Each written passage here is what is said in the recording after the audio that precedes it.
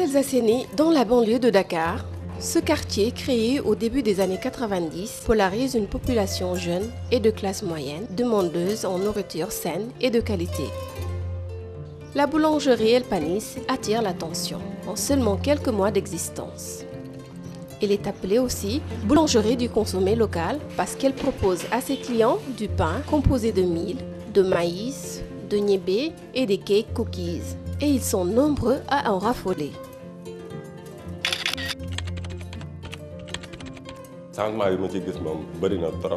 J'ai constaté une grande différence. La qualité de ce pain est extraordinaire.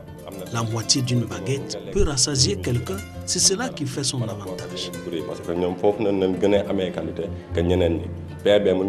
Au même moment, l'on peut manger une baguette et demie de pain à base de blé et avoir encore faim.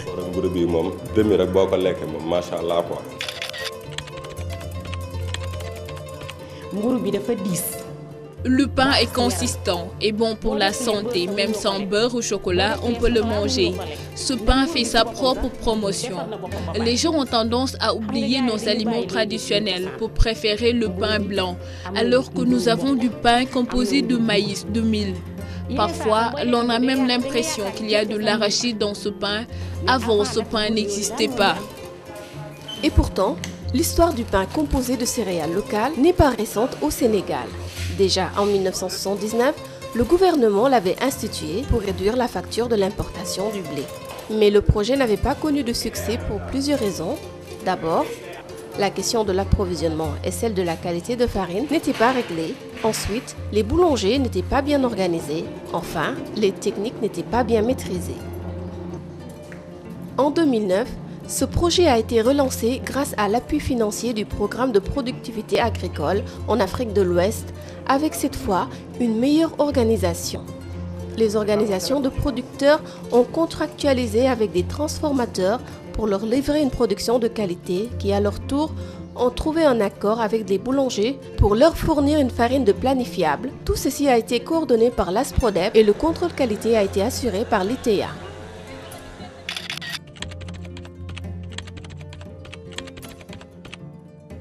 Le projet a fait en sorte que les producteurs fournissent aux transformateurs ils sont impliqués dans le cadre de ce projet. Il y en a 4 aujourd'hui. Vraiment des semences, en fait des produits du mil, du maïs, dépourvus d'impuretés, qui ont été sélectionnés, qui respectent les cahiers de charge. Et les transformateurs aussi donnent aux boulangers une farine avec une granulométrie très fine qui puisse faire un bon pain. Ce qui n'existait pas en 77, 79, comme ça. Et que les boulangers aussi acceptent de s'organiser, ce que nous avons fait depuis, de mettre sur le marché un produit de pain, mil, maïs. Et nous avons allé au-delà en mettant d'autres légumineuses comme les niébés, comme vous voyez ici, comme la patate douce. Dans un premier temps, 50 boulangers ont reçu une formation. Ils ont à leur tour formé plusieurs autres et aujourd'hui, ils sont plus de 200 sur les 800 membres de la Fédération nationale des boulangers à maîtriser les techniques. Pour eux, les avantages sont certains. Vous faites votre pain à base de froment normal. Vous ne pouvez faire qu'un taux d'hydratation de 55%, 60%. Mais avec les céréales locales, vous pouvez aller jusqu'à 62, 63, 64% de taux d'hydratation. Ce qui fait que le boulanger non seulement gagne en quantité, mais mieux encore, l'impact économique au niveau du boulanger, c'est quoi? C'est que de permettre d'avoir d'autres variétés de produits. Au Sénégal, le prix du pain est homologué. Vous avez vu tellement de grèves des boulangers, tellement de problèmes. Et que ce type de pain n'intègre pas beaucoup de commissions. C'est-à-dire que les gens viennent l'acheter sur place. Par contre, généralement, les pains à base de froment, tu redistribues ce type de pain. Donc, effectivement, il y a beaucoup de commissions qui se prennent.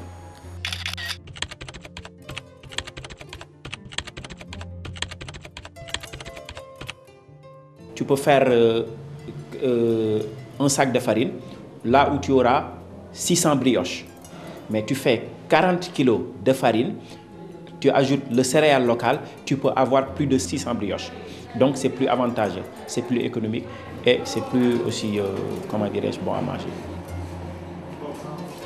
Les avantages sont également certains pour les consommateurs. Au Sénégal, le prix du pain est homologué à 0,83 francs le gramme contre 0,62 francs le gramme du pain à base de céréales locales. En plus de son impact économique, le pain à base de céréales locales comporte également des avantages nutritionnels.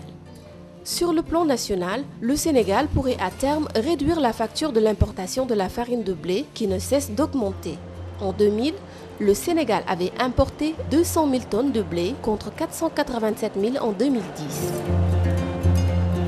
Je pense qu'un projet comme tel, conçu, peut freiner, il ne peut pas arrêter, parce qu'on fera toujours du pain à base avec 15, 20, 30% d'incorporation.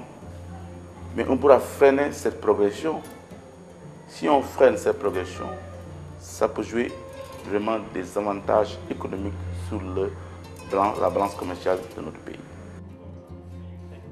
L'incorporation de la farine de céréales locale dans la fabrication du pain peut permettre de réaliser des économies. Selon les estimations des acteurs eux-mêmes, si 500 boulangers n'incorporent que 15% de céréales locales dans le pain, ils pourraient réaliser en une année jusqu'à 7 milliards de francs CFA d'économies.